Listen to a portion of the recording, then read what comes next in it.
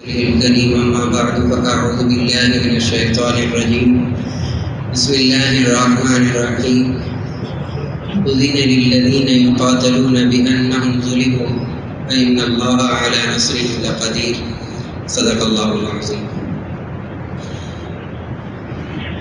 محترم سامعین کرام، السلام علیکم ورحمۃ اللہ وبرکاتہ. وعلیکم السلام ورحمۃ اللہ وبرکاتہ. سیرت مصطفیٰ صلی اللہ علیہ وسلم مدینہ منورہ میں رسول اللہ صلی اللہ علیہ وسلم ہجرت کر کے تشریف لائے. سن 1 ہجری میں جو واقعات پیش آئے اس سلسلے میں گفتگو کر رہا تھا. یہاں جب تقریباً مدینہ منورہ میں ہجرت کے بعد 7-8 ماہ گزر گئے، اب حالات اس کیفیت میں تھے کہ مشرکین مکہ کو اس بات کا بخوبی علم ہو گیا کہ مسلمان کثرت کے ساتھ مدینہ منورہ میں مقیم ہو رہے ہیں، وہاں رہ رہے ہیں اور ایک قسم کا منظم طور پر یہ جماعت قائم ہو رہی ہے. نمبر 2، مدینہ منورہ کے جو رہائشی ہیں ان میں سے بھی اکثر مسلمان ہو چکے ہیں، جو کہ اوس اور خزرج قبیلے کے لوگ ہیں جو بعد میں انصار کہلائے، وہ بھی مسلمان ہونا شروع ہو گئے. اور رہا معاملہ جو یہود تھے، ان کے بڑے قبائل تھے، ان کے ساتھ میثاق مدینہ کے عنوان سے ایک معاہدہ ہو گیا.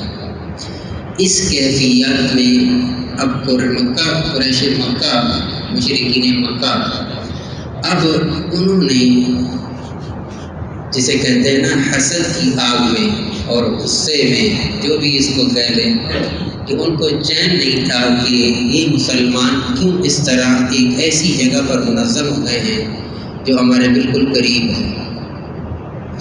اور عجیب اس وقت یہ تھا کہ قریش کے قافلے مل کے شام جاتے تھے مکہ مکرمہ سے، تو راستے میں ان کو مدینہ منورہ کے راستوں سے گزرنا پڑتا تھا. لہذا انہوں نے سب سے پہلے مشرکین مکہ سے، ظاہر ہے کہ وہ غصے کے عالم میں، انہوں نے اوس اور خزرج ان 2 قبیلوں کو باقاعدہ، اور یہود کی جو قبائل تھے 3، ان کو باقاعدہ طور پر اس بات پر آمادہ کیا کہ یہ لوگ جو مسلمان تمہارے پاس آ کر رہ رہے ہیں ان کو یہاں نہ رہنے دیا جائے. ہم نے مکہ میں نہیں رہنے دیا، تم لوگ ان کو مدینہ میں رہنے دو. چنانچہ بخاری شریف کے اندر کتاب المغازی کے اندر امام بخاری رحمۃ اللہ علیہ نے غزوہ بدر پر بہت لمبا احادیث بھی لائے ہیں، مفصل واقعات بھی بیان کیے، انشاءاللہ عرض کروں گا. یہاں پہنچ کر ایک واقعے کی طرف چھوٹا سا میں اشارہ کرنا چاہوں گا کہ یہ دونوں طرف مشرکین مکہ، قریش مکہ کی دماغ میں بھی یہ بات تھی کہ ہمارا مدینہ منورہ کے پاس جو راستے ہیں ان کے قریب سے جو گزرتے ہیں ان کو استعمال نہ کریں تو ہمارا گزارا نہیں. مشرکین مکہ کے دماغ میں یہ بات تھی اور یہ بات درست تھی ان کی. اور مدینہ منورہ کے باسیوں کے اندر یہ بات تھی کہ اگر مشرکین مکہ ہمیں کسی بھی اعتبار سے دھمکی دیتے ہیں تو ہمیں یہ راستے بند کر دیں گے، تو پھر یہ ہمیں تجارتی کام ٹھپ ہو جائے گا. لہٰذا مکہ کے مشرکین جو ہیں، قریش جو ہیں، یہ کیا ہو جائیں گے، معاشی طور پر کمزور ہو جائیں گے. یہ مدینہ منورہ والوں کے پاس ایک بہترین راستہ تھا. اس پر میں ایک چھوٹا سا واقعہ سناتا ہوں جو امام بخاری رحمۃ اللہ علیہ نے نقل کیا. حضرت سعد بن معاذ رضی اللہ تعالیٰ، یہ اوس قبیلے مدینہ منورہ انصار کے قبیلے کے سردار ہیں. حضرت سعد بن معاذ رضی اللہ تعالیٰ یہ گئے مکہ میں عمرہ کرنے کے لیے. ان کی دوستی تھی امیہ ابن خلف کے ساتھ، جس کے بارے میں رسول اللہ صلی اللہ علیہ وسلم نے باقاعدہ بدر کے مقام پہ جا کے نشاندہی کی تھی کہ یہاں اس کو مارا جائے. یہ سعد بن معاذ رضی اللہ تعالیٰ عنہ مکہ گئے عمرہ کرنے کے لیے، اور امیہ ابن خلف ان کے دوست سے بڑے گہرے، ان کے ہاں ٹھہرے. اور جب عمرے کے لیے وہاں ان کے گھر سے نکلے تو راستے میں ابو جہل سے ملاقات ہوئی، تو وہ کہنے لگا امیہ ابن خلف سے کہ تم لوگوں نے جو بے دین ہو چکے ہیں، صابی ہو چکے ہیں، یعنی کہ جو دین تھا اس سے منحرف ہو گئے، حالانکہ مسلمان تھے۔ امیہ کو کہنے لگا ابو جہل کہ تم نے ان لوگوں کو پناہ دے رکھی ہے گھر کے اندر، یہ تو لوگ اس قابل نہیں تھے کہ ان کو پناہ دی جاتی۔ تو اس نے جسے کہتے ہیں نا کہ ایک سردار کے اعتبار سے ابو جہل نے ایک تحکمانہ رویہ اختیار کرتے ہوئی بات کی۔ تو حضرت سعد بن معاذ بھی مدینہ منورہ کے اوس قبیلے کے سردار تھے، انہوں نے بھی اسی لہجے میں بات کی ابو جہل کو۔ جو جواب دیا وہ یہ دیا، انہوں نے کہا حضرت سعد بن معاذ رضی اللہ تعالیٰ عنہ نے کہا، جس کے لیے میں نے یہ واقعے کی طرف اشارہ کیا کہ اگر یہ بات ہے نا کہ تم ہمیں مکہ مکرمہ آنے سے روکو گے، بیت اللہ کے طواف کرنے سے روکو گے، خانہ کعبہ عمرہ حج کرنے سے اگر قریش مکہ مشرکین مکہ اگر تم روکو گے، پھر مدینہ کے راستے سے گزر کے دیکھو، پھر اور ذرا پتہ چلے گا، اس راستے سے گزر کے دیکھو، ہم تمہیں گزرنے دیں گے۔ اس کیفیات میں یہ والی فضا قائم ہو چکی تھی دونوں طرف کہ وہ اس مشرکین مکہ باقاعدہ طور پر انہوں نے خفیہ طور پر بھی دیگر انداز سے بھی یہود کو اپنے ساتھ کرنے کی کوشش کی کہ مسلمانوں کو کسی ذریعے سے تکلیف پہنچے۔ اس موقع پر یہ آیت نازل ہوئی سورۃ الحج کی، اذن للذین یقاتلون بانہم ظلموا وان اللہ علی نصرهم لقدیر الذین اخرجوا من دیارہم واموالہم بغیر حق الا ان یقولوا ربنا اللہ۔ اب آ کر اللہ رب العزت نے 13 سال کے بعد رسول اللہ صلی اللہ علیہ وسلم کی 53 سالہ زندگی مکہ مکرمہ کی بعثت کے بعد، نبی بننے کے بعد دعوت کا کام، اسلام کی دعوت کا کام رسول اللہ صلی اللہ علیہ وسلم نے 13 سال مکہ میں کیا۔ 13 سال کس اعتبار سے آپ کی حیثیت کیا رہی؟ ایک نبی رسول کی حیثیت، ایک معلم کی حیثیت، ایک داعی کی حیثیت، ایک روحانی پیشوا کی حیثیت۔ یہ تھی مکہ مکرمہ میں رسول اللہ صلی اللہ علیہ وسلم کی حیثیت۔ اس وقت اللہ کے حکم کے مطابق کفوا ایدیکم، قرآن مجید کیا کہہ رہے ہیں کہ مکہ کے اندر اللہ نے فرمایا مسلمانوں کو تم ہاتھ روک کے رکھو، فاعفوا واصفحوا حتی یأتی اللہ بامرہ، معاف کرو، درگزر کرو، جو کچھ کر رہے ہیں پی جاؤ یہاں تک کہ اللہ کا حکم نازل نہ ہو جائے۔ 13 سال زندگی، حالانکہ وہاں ضرورت تھی کس بات کی؟ جہاد کی۔ وہاں ضرورت تھی کس بات کی؟ وہاں کون مسلمانوں میں کون تھے؟ عمر بن خطاب، حضرت حمزہ، حضرت سعد بن ابی وقاص، حضرت زبیر بن عوام، یہ وہ صحابی ہیں جو کہ شریک اور بہادر صحابہ میں شمار ہوتے تھے۔ حضرت عمر بن خطاب جیسی یہ شخصیت کہ وہ حضرت عمر رضی اللہ تعالیٰ عنہ واحد صحابہ میں سے ہیں جنہوں نے اپنے اسلام لانے کا اعلان کھلے عام کیا اور ساتھ یہ بھی اعلان کیا تھا کہ اب تک مسلمان گھروں کے اندر نماز پڑھ رہے ہیں۔ عمر بن خطاب اعلان کرتا ہے اب مسلمان خانہ کعبہ کے اندر آ رہے ہیں نماز پڑھنے کے لیے، کسی کی ضرورت ہے روک کے دیکھیں۔ اس سب کے باوجود اللہ نے جہاد کا حکم وہاں نہیں دیا، قتال کا حکم مکہ میں نہیں دیا۔ 13 سالہ زندگی کے اندر ایک آیت بھی جہاد کی نہیں ہے۔ اب جب مدینہ منورہ میں آ گئے تو ایک عسکری حیثیت سے محمد رسول اللہ صلی اللہ علیہ وسلم ساتھ، ایک سیاسی حیثیت سے بھی محمد صلی اللہ علیہ وسلم کے ساتھ، وہاں داعی کی حیثیت سے تھے، روحانی پیشوا کی حیثیت سے تھے، ایک معلم کی حیثیت سے تھے۔ اسی حیثیت کے ساتھ ہی مدینہ منورہ میں 2 چیزیں اور سامنے آئیں کہ جب اللہ نے حکم دے دیا ہے کہ اب تمہیں اجازت دی جاتی ہے کس کے لیے؟ قتال کی، یقاتلون فی سبیل اللہ، اللہ کے راستے میں جہاد کرو۔ مشکات کی روایت ہے رسول اللہ صلی اللہ علیہ وسلم نے فرمایا والذی نفس بیدی، قسم ہے اس ذات کی جس کی قبضے میں میری جان ہے، لوددت ان اقتل فی سبیل اللہ ثم احیا ثم اقتل ثم احیا ثم اقتل ثم احیا ثم اقتل۔ قسم ہے اس ذات کی جس کے قبضے میں محمد صلی اللہ علیہ وسلم کی جان ہے، میرا جی چاہتا ہے کہ میں اللہ کے راستے میں جہاد کروں کفار کے خلاف، پھر مجھے شہید کر دیا جائے، پھر مجھے زندہ کر دیا جائے، پھر شہید کر دیا جائے، پھر زندہ کر دیا جائے، پھر شہید کر دیا جائے، پھر زندہ کر دیا جائے۔ یہ کب مدینہ منورہ میں آ کر رسول اللہ صلی اللہ علیہ وسلم نے خود مشکات کی روایت میں محنت کی. لیکن اس جہاد سے کیا مقصد کیا تھا یاد رکھیے گا. کتاب الخراج امام ابو یوسف رحمۃ اللہ علیہ کی مشہور کتاب ہے.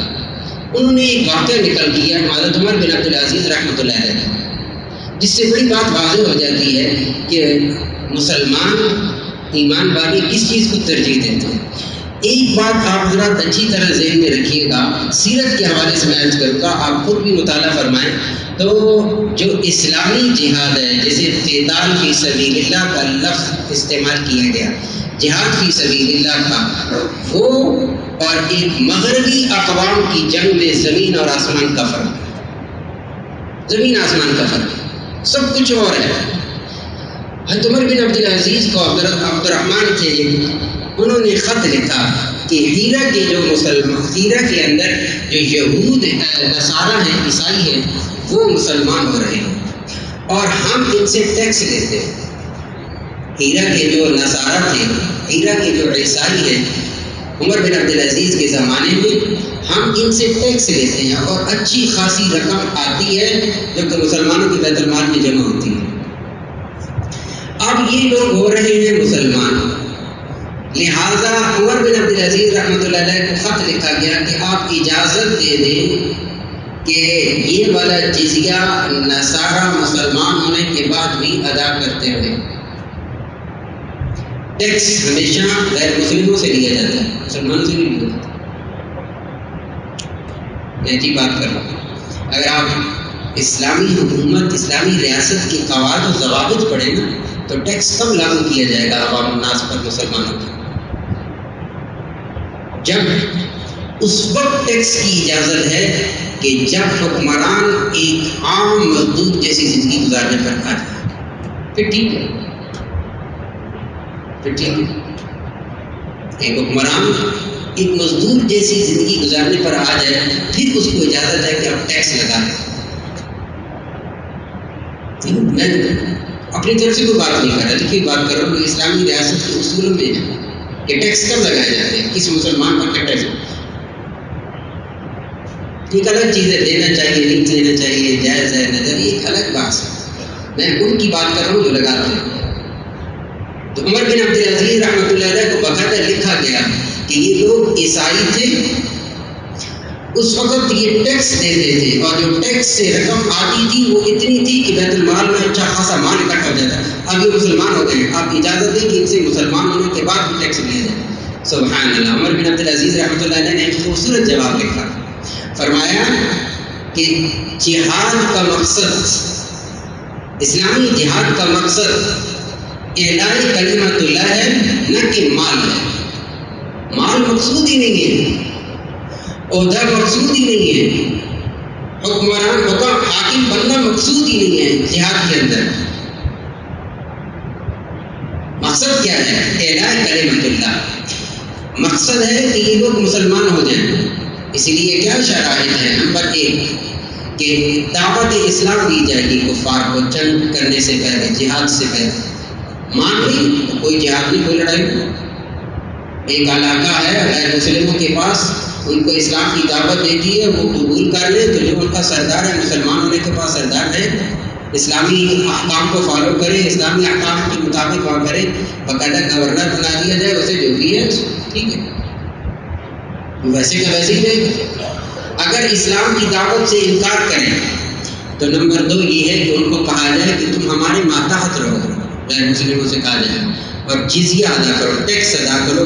جب تم ٹیکس دو گے، جزیہ دو گے، تو مسلمان غیر مسلموں کی حفاظت کرے گا، امن کے ساتھ رہے گا، کوئی لڑائی نہیں.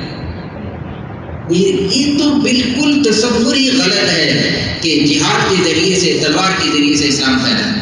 تصور ہی غلط ہے، کہیں بھی ایسا نہیں ہوگا. اگر ایسا ہوتا مکہ مکرمہ کی زندگی 13 سال آپ رسول اللہ صلی اللہ علیہ وسلم کی ایسی نہیں ہوتی. اور تیسری بات یہ ہوتی تھی کہ اگر جزیہ بھی نہیں دیتے اور اسلام مخالف پروپیگنڈے سے بھی باز نہیں آ رہے اور اسلام مخالف قوتیں اپنی بالادستی قائم رکھنا چاہتی ہیں، تو پھر ان کے خلاف اللہ حکم دے رہے کہ نکلو ان کے. وَأَعِدُّوا لَهُم مَّا اسْتَطَعْتُم، پھر پوری تیاری کے ساتھ ان کے خلاف. کیوں؟ ان کو اسلام کی دعوت انہوں نے قبول نہیں کی، ان کو جزیے کا کہا گیا انہوں نے قبول نہیں کیا، لہٰذا ان سے جنگ. اور اسلامی جہاد کے اندر ہوتا کیا تھا؟ اسلامی جہاد کے اندر بچوں کو، بوڑھوں کو، خواتین کو، پیشوا جو ہوتے تھے ان کو اسلامی پیشوا، روحانی پیشوا، ان کو مارنے کی اجازت نہیں ہوتی تھی. اور ان لوگوں کو بھی مارنے کی اجازت نہیں ہوتی تھی جن کو زبردستی میدان جنگ میں لایا جاتا تھا. غزوہ بدر کے موقع پر مشہور روایت ہے، رسول اللہ صلی اللہ علیہ وسلم نے آپ نے فرمایا بنی ہاشم کو کوئی قتل نہیں کرے گا.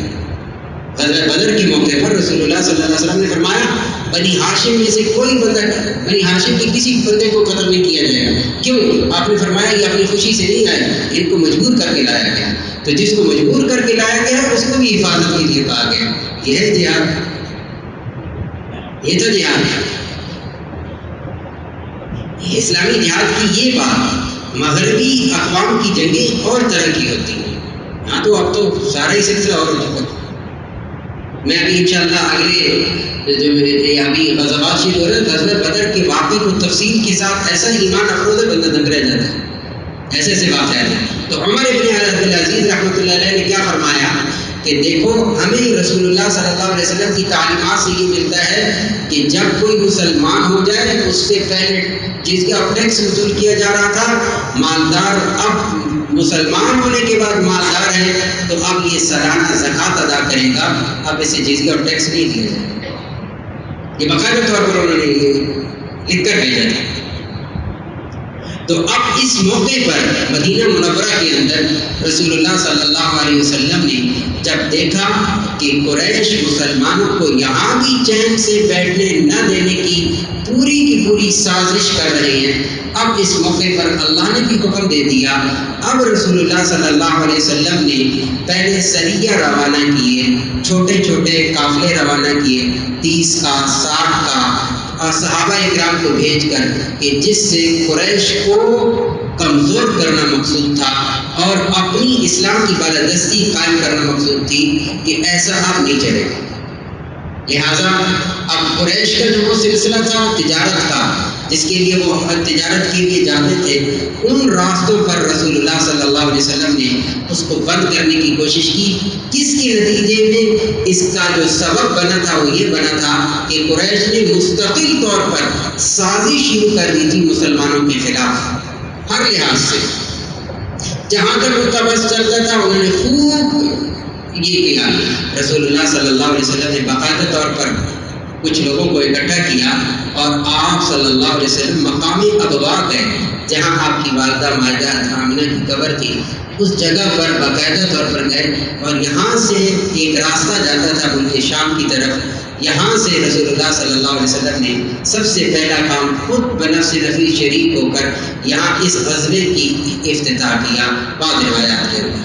تو معلوم اس پوری بات سے، آج کی بات سے میں خلاصۃ یہ عرض کروں کہ جو اسلامی جہاد کا تصور ہے، اسلامی جہاد کا تصور ہے وہ بالکل امن پر مبنی ہے، قتال پہ مبنی ہرگز نہیں ہے. انشاءاللہ میں آپ کو بڑی تفصیل کے ساتھ یہ بات عرض کروں گا کہ رسول اللہ صلی اللہ علیہ وسلم کی زندگی کے اندر آپ نے جو غزوات فرمائے ہیں ان کی تعداد کتنی ہے اور کتنے غزوات ایسے ہیں کہ جن میں آپ تشریف لے گئے کفار کے مقابلے میں اور جنگ نہیں ہوئی، واپس آ گئے. کتنے ایسے غزوات ہوئے آپ گئے، کوئی ایک بندہ بھی اس میں شہید مسلمانوں کا نہیں ہوا، کافر کا نہیں مارا گیا، آپ صلی اللہ علیہ وسلم واپس تشریف لائے. اللہ رب العزت ہمیں سیرت النبی صلی اللہ علیہ وسلم کی باقاعدہ طور پر پڑھنے کی اور آپ صلی اللہ علیہ وسلم کی تعلیمات پر عمل کی توفیق نصیب فرمائے.